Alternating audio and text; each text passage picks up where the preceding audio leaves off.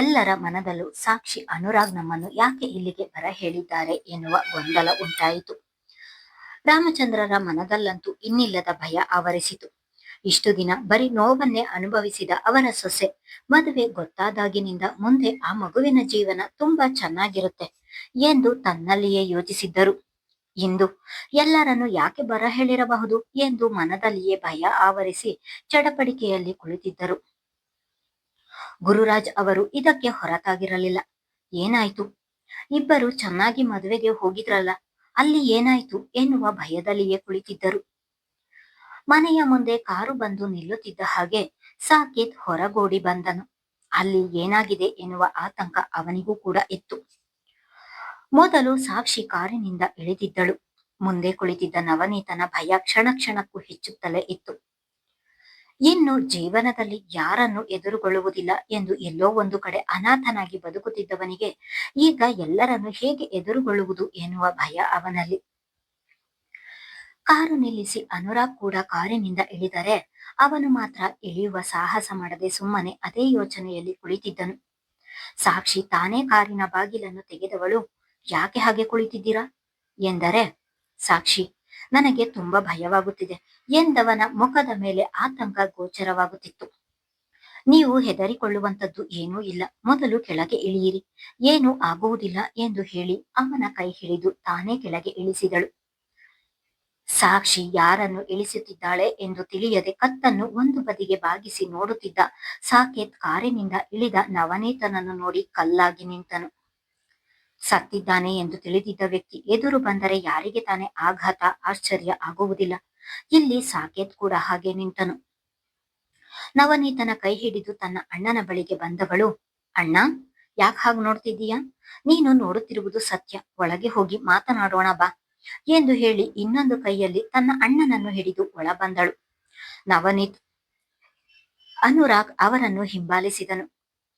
ಸಾಕ್ಷಿಯ ಜೊತೆ ಬಂದಂತ ತಮ್ಮ ಮಗನನ್ನು ನೋಡಿದ ರಾಮಚಂದ್ರರು ಹಾಗೂ ಲಲಿತಾ ಇಬ್ಬರು ಆಘಾತದಲ್ಲಿ ಎದ್ದು ನಿಂತರು. ಲಲಿತಾ ಅವರ ಕಣ್ಣಿನಿಂದ ಆಗಲೇ ನೀರು ಇಳಿಯುತ್ತಿದ್ದವು. ಗುರುರಾಜ್ ಹಾಗೂ ವೈದೇಹಿ ಅವರು ಸಾಕ್ಷಿಯ ಜೊತೆ ಬಂದ ಹುಡುಗ ಯಾರು ಎಂದು ತಿಳಿಯದೆ ಅನುಮಾನದಲ್ಲಿ ಅವನನ್ನೇ ನೋಡುತ್ತಾ ಉಳಿದರು. ರಾಮಚಂದ್ರರ ಕಾಲುಗಳನ್ನು ಭೂಮಿ ಬಾಚಿ ತಬ್ಬಿ ಹಿಡಿದುಕೊಂಡಿದೆ ಎನ್ನುವಂತೆ ನಿಂತಿದ್ದರೆ ಲಲಿತಾ ಅವರು ತುಂಬಿದ ಕಣ್ಣುಗಳಿಂದ ಮಗನ ಬಳಿಗೆ ಬಂದವರು ಅವನ ಮುಖ, ದೇಹ ಎಲ್ಲವನ್ನು ಮುಟ್ಟಿ ನೋಡುತ್ತಾ, ನವ, ನೀನು ನಿಜವಾಗಿಯೂ ಬಂದಿದ್ದೀಯಾ? ನಾನು ನೋಡುತ್ತಿರುವುದು ಕನಸಲ್ಲ ತಾನೆ ಎಂದು ಅಳುತ್ತಲೇ ಹೇಳುತ್ತಾ ಅವನ ದೇಹವನ್ನೆಲ್ಲ ಮುಟ್ಟಿ ನೋಡುತ್ತಿದ್ದರು. ಅದಾಗಲೇ ಅವರ ಧ್ವನಿ ನಡುಗಲಾರಂಭಿಸಿತು.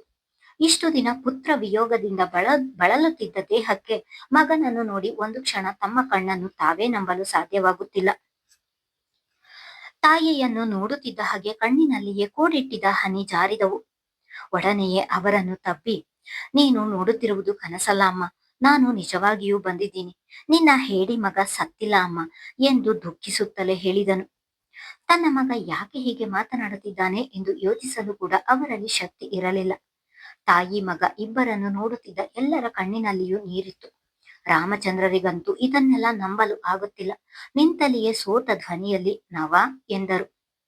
ಹೆಜ್ಜೆ ಎತ್ತಿಟ್ಟು ಮಗನ ಬಳಿಗೆ ಹೋಗಬೇಕು ಎಂದು ಮನಸ್ಸಲ್ಲಿ ಆಸೆಯಾಗುತ್ತಿದ್ದರೂ ಕೂಡ ಅದಕ್ಕೆ ಅವರ ದೇಹ ಸಹಕರಿಸುತ್ತಿರಲಿಲ್ಲ. ತಂದೆಯ ಧ್ವನಿ ಕೇಳಿ ತಾಯಿಯಿಂದ ಹಿಂದೆ ಸರಿದವನು ಮೊದಲ ಬಾರಿಗೆ ತಂದೆಯ ಕಣ್ಣಲ್ಲಿ ನೀರು ನೋಡಿ ಸಹಿಸಲಾಗಲಿಲ್ಲ ಅವನಿಗೆ. ಅವರ ಬಳಿಗೆ ಧಾವಿಸಿ ಅಪ್ಪ ಎಂದು ಅವರನ್ನು ತಬ್ಬಿ ಜೋರಾಗಿ ಅತ್ತು ಬಿಟ್ಟನು. ಸಾಕ್ಷಿ ಇಳಿಯುತ್ತಿದ್ದ ಕಣ್ಣೀರನ್ನು ತೊಡೆದುಕೊಂಡು ತಂದೆ ಮಗನ ಅಪೂರ್ವ ಸಂಗಮವನ್ನು ನೋಡುತ್ತಿದ್ದಳು. ಇದೇನಾಗಿ ಹೋಯ್ತು? ಸತ್ತಿರುವ ಹುಡುಗ ಬದುಕಿ ಬರಲು ಹೇಗೆ ಸಾಧ್ಯ? ಇಷ್ಟು ದಿನ ಎಲ್ಲಿದ್ದ? ಇಲ್ಲಿಗೆ ಯಾಕೆ ಬಂದಿರಲಿಲ್ಲ? ಹಾಗಾದ್ರೆ ನನ್ನ ಮಗನ ಜೀವನ? ಮೊದಲ ಬಾರಿಗೆ ನನ್ನ ಮಗ ಪ್ರೀತಿಸಿದ ಹುಡುಗಿ ಎಂದರೆ ಸಾಕ್ಷಿ. ಈಗ ಸಾಕ್ಷಿ ಗಂಡ ಮರಳಿ ಬಂದಿದ್ದಾನೆ. ಈ ಆಘಾತವನ್ನು ನನ್ನ ಮಗ ಹೇಗೆ ಸಹಿಸುತ್ತಾನೆ?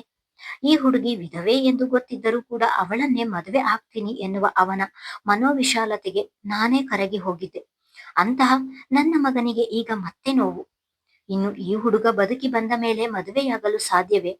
ಈ ಮದುವೆ ನಿಲ್ಲುತ್ತದೆ ಎಂದು ಮನದಲ್ಲಿಯೇ ಹೇಳಿಕೊಂಡ ಗುರುರಾಜ್ ಅವರು ಮಗನೆಡೆಗೆ ನೋಡಿದರು. ಆದ್ರೆ ಮಗನ ಮುಖದಲ್ಲಿ ಆತಂಕ, ನೋವೇನು ಕಾಣಲಿಲ್ಲ. ಖುಷಿಯಲ್ಲಿ ತಂದೆ ಮಗ ತಬ್ಬಿರುವುದನ್ನೇ ನೋಡುತ್ತಿದ್ದಾನೆ. ನನ್ನ ಮಗನ ಮುಖದಲ್ಲಿ ಯಾವುದೇ ಚಿಂತೆ ಕಾಣುತ್ತಿಲ್ಲ. ಹಾಗಾದ್ರೆ ಅವರ ಮನಸ್ಸಿಗೆ ನೋವಾಗಿಲ್ವಾ? ಸಾಕ್ಷಿ ತನ್ನವಳಲ್ಲ ಎಂದು ಮನಸ್ಸನ್ನು ಗಟ್ಟಿ ಮಾಡಿಕೊಂಡಿದ್ದಾನ? ಏನೂ ತಿಳಿಯುತ್ತಿಲ್ಲವಲ್ಲ, ಏನು ಮಾಡಲಿ ಎಂದುಕೊಂಡವರು ಮಗನ ಮನಸ್ಸನ್ನು ಓದುವಲ್ಲಿ ಸೋತು ಹೋದರು. ಈ ಸಂದರ್ಭದಲ್ಲಿ ಎಲ್ಲರಿಗಿಂತ ಹೆಚ್ಚು ಖುಷಿ ಪಟ್ಟಿದ್ದು ಅಂದ್ರೆ ಅದು ವೈದೇಹಿ ಅವರು. ಮಗನಿಗೋಸ್ಕರ ಮನಸ್ಸಿಲ್ಲದೆ ಇದ್ರು ಸಾಕ್ಷಿಯನ್ನು ತಮ್ಮ ಮನೆ ಸೊಸೆ ಮಾಡಿಕೊಳ್ಳಲು ಒಪ್ಪಿಕೊಂಡಿದ್ದರು. ಈಗ ಸಾಕ್ಷಿಯ ಗಂಡ ಬದುಕಿದ್ದಾನೆ ಎಂದು ತಿಳಿದು ಒಂದು ತಂಬಿಗೆ ಹಾಲು ಕುಡಿದಷ್ಟು ಅವರ ಮನಸ್ಸು ಒಳಗೊಳಗೆ ಸಂಭ್ರಮಿಸುತ್ತಿತ್ತು. ಅಬ್ಬಾ, ದೇವರು ದೊಡ್ಡವನು. ಇಷ್ಟು ವರ್ಷ ನಾನು ಅವನನ್ನು ಪೂಜಿಸಿಕೊಂಡು ಬಂದದ್ದಕ್ಕೂ ಸಾರ್ಥಕವಾಯಿತು. ನನ್ನ ಮಗನಿಗೆ ಮೋಸ ಆಗಲು ಬಿಡಲಿಲ್ಲ. ಈ ವಿಧವೆಯನ್ನು ಹೇಗೆ ನನ್ನ ಮನೆ ಸೊಸೆ ಮಾಡಿಕೊಳ್ಳಲಿ ಎಂದು ನನ್ನ ಮನಸ್ಸಿನಲ್ಲಿ ಕೊರಗಿತ್ತು. ದೇವರು ಇಂದು ಆ ಕೊರಗನ್ನು ನೀಗಿಸಿದ್ದಾನೆ. ಸದ್ಯ ಮದುವೆಗೂ ಮೊದಲು ಇವಳ ಗಂಡ ಬದುಕಿದ್ದಾನೆ ಎಂದು ತಿಳಿಯಿತಲ್ಲ, ಅದೇ ಸಂತೋಷ. ದೇವ್ರೆ, ಇವತ್ತು ನಿಜವಾಗಿಯೂ ಎಂತಹ ಒಳ್ಳೆಯ ಸುದ್ದಿ ಕೊಟ್ಟೆ ಎಂದು ಮನದಲ್ಲಿಯೇ ದೇವರಿಗೆ ಖುಷಿಯಲ್ಲಿ ಪ್ರಾರ್ಥನೆ ಸಲ್ಲಿಸುತ್ತಿದ್ದರು. ಅಲ್ಲ, ಇವನು ಬದುಕಿದ್ದಾನೆ ಎಂದರೆ ನನ್ನಿಂದ ನಂಬಲು ಆಗ್ತಿಲ್ಲ. ಇವನು ಸತ್ತು ವರ್ಷದ ಮೇಲಾಗಿದೆ, ಬದುಕಿ ಬರಲು ಹೇಗೆ ಸಾಧ್ಯ? ಏನಾದ್ರೂ ಯಮಲೋಕದಲ್ಲಿ ಯಮನ ಜೊತೆ ಹೋರಾಡಿ ಮತ್ತೆ ಭೂಮಿಗೆ ಬಂದು ಬಿಟ್ನಾ? ಹೇಗಾದ್ರೂ ಬರ್ಲಿ, ಒಟ್ನಲ್ಲಿ ಮದುವೆಗೂ ಮುಂಚೆ ಬಂದಲ್ಲ, ಅದೇ ಖುಷಿ. ಇಲ್ಲದಿದ್ದರೆ ಇವಳ ಮದುವೆಗೆ ನನ್ನ ಗಂಡ ಲಕ್ಷಾಂತರ ರೂಪಾಯಿ ಸುರಿಬೇಕಿತ್ತು. ಕೆಲವರು ಒಂದು ಸಲ ಮದುವೆಗೆ ಖರ್ಚು ಮಾಡಲು ಆಗದೆ ಸಿಂಪಲ್ ಆಗಿ ದೇವಸ್ಥಾನದಲ್ಲಿ ಅಥವಾ ರಿಜಿಸ್ಟರ್ ಮ್ಯಾರೇಜ್ ಆಗ್ತಾರೆ. ಆದ್ರೆ ನನ್ನ ಗಂಡ ಎರಡನೇ ಬಾರಿಗೆ ತಂಗಿಗೆ ಗ್ರ್ಯಾಂಡ್ ಆಗಿ ಮದುವೆ ಮಾಡಲು ಹೊರಟಿದ್ದ. ಸದ್ಯ ಇವನು ಬಂದಿದ್ದರಿಂದ ಈಗ ಆ ಖರ್ಚೆಲ್ಲ ಉಳಿಯಿತು ಎಂದು ಮನದಲ್ಲಿಯೇ ಹೇಳಿಕೊಂಡಳು ಹೇಮಾ. ಅಷ್ಟರಲ್ಲಿ ಬಾಗಿಲಿಗೆ ಬಂದ ನವ್ಯ, ನವಾ ಎಂದು ಜೋರಾಗಿ ಕೂಗಿದಳು. ತಮ್ಮ ಬದುಕಿ ಬಂದಿರುವುದು ಅವಳಿಗೂ ಕೂಡ ಖುಷಿಯಾಗಿದೆ. ತಂದೆಯ ಬಳಿ ಇದ್ದವನು ತನ್ನ ಅಕ್ಕನನ್ನು ನೋಡಿ ಅವಳ ಬಳಿಗೆ ಬಂದು ಅವಳನ್ನು ತಬ್ಬಿದನು. ತಮ್ಮನನ್ನು ತಬ್ಬಿ ಕಣ್ಣೀರು ಮಿಡಿದವಳು ಅವನನ್ನು ಹಿಂದೆ ಸರಿಸಿ, ನವಾ, ನೀನು ನಿಜವಾಗಿಯೋ ಬದುಕಿ ಬಂದಿದ್ದೀಯಾ? ಮತ್ತೆ ನೀನು ಸತ್ತು ಹೋಗಿದ್ದೀಯಾ ಎಂದು ತಿಳಿದಿದ್ದೋ? ಇದೆಲ್ಲ ಹೇಗೆ ಸಾಧ್ಯ? ಇಷ್ಟು ದಿನ ಎಲ್ಲಿದ್ದೆ ಎಂದು ಒಂದೇ ಸಮ ಪ್ರಶ್ನೆಗಳ ಸುರಿಮಳೆಯನ್ನೇ ಸುರಿಸಿದಳು. ಇಷ್ಟು ದಿನ ಎಲ್ಲಿದ್ದೆ, ಯಾಕಾಗಿ ಬರಲಿಲ್ಲ ಎಂದು ಕೇಳುವ ಪ್ರಶ್ನೆಗಳಿಗೆ ಅವನಿಂದ ಉತ್ತರಿಸಲು ಸಾಧ್ಯವೇ?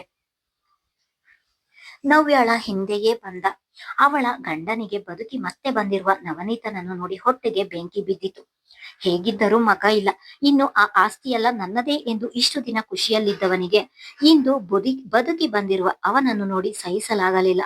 ಒಡಲೊಳಗೆ ಬೆಂಕಿ ಹೊತ್ತಿ ಉರಿಯುತ್ತಿದ್ದರೂ ಮೇಲೆ ತೋರಿಸಿಕೊಳ್ಳದೆ ನಿಂತಿದ್ದನು. ಅವನಿಗೆ ನವನೀತ್ ಬಂದ ಸಂತೋಷಕ್ಕಿಂತ ಆಸ್ತಿ ಹೋಯ್ತಲ್ಲ ಎನ್ನುವ ನೋವು ಹೆಚ್ಚಾಗಿದೆ. ಸಾಕೇತ್ಗೆ ಮಾತ್ರ ಬದುಕಿ ಬಂದಿರುವ ನವನೀತನನ್ನು ನೋಡಿ ಖುಷಿ ಪಡಬೇಕೋ ದುಃಖ ಪಡಬೇಕೋ ಒಂದು ತಿಳಿಯುತ್ತಿಲ್ಲ. ಅನುರಾಗ್ ಕೂಡ ಅವನಷ್ಟೇ ಒಳ್ಳೆಯವನು. ತಕ್ಕಡಿಯಲ್ಲಿಟ್ಟು ತೂಗಿದರೆ ಇಬ್ಬರ ವ್ಯಕ್ತಿತ್ವ ಒಂದೇ ಸಮ ತೂಗುತ್ತದೆ.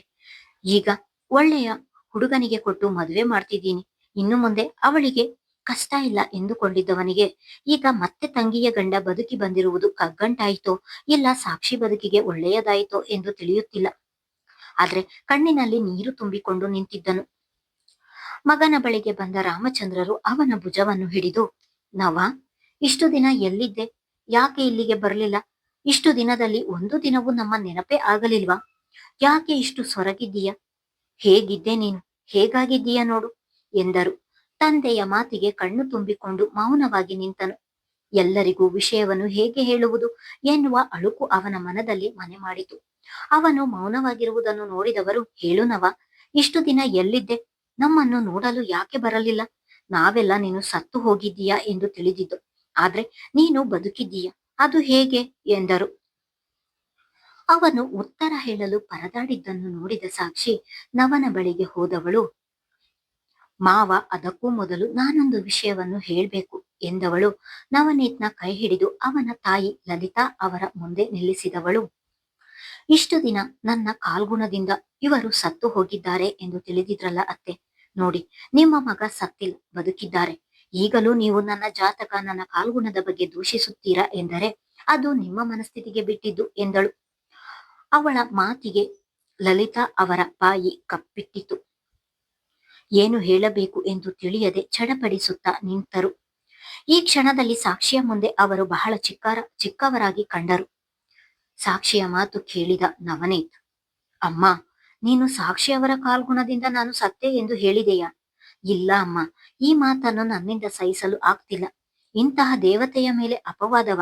ಇವರ ಕಾಲ್ಗುಣ ತುಂಬಾ ಒಳ್ಳೆಯದು ಅಮ್ಮ. ನಿನ್ನ ಮಗನಿಗೆ ಎರಡನೇ ತಾಯಿಯಾಗಿ ಮರುಜನ್ಮ ನೀಡಿದವರು ಇವರು. ಅಂತವರನ್ನು ದೂಷಿಸುವುದು ಯಾವ ನ್ಯಾಯ ಅಮ್ಮ ಎಂದು ಸೋತ ಧ್ವನಿಯಲ್ಲಿ ಹೇಳಿದನು. ಮಗನ ಮಾತು ಅರ್ಥವಾಗದೆ ಅವನನ್ನೇ ನೋಡುತ್ತಾ ಉಳಿದರು ಲಲಿತಾ. ಮುಂದುವರಿಯುವ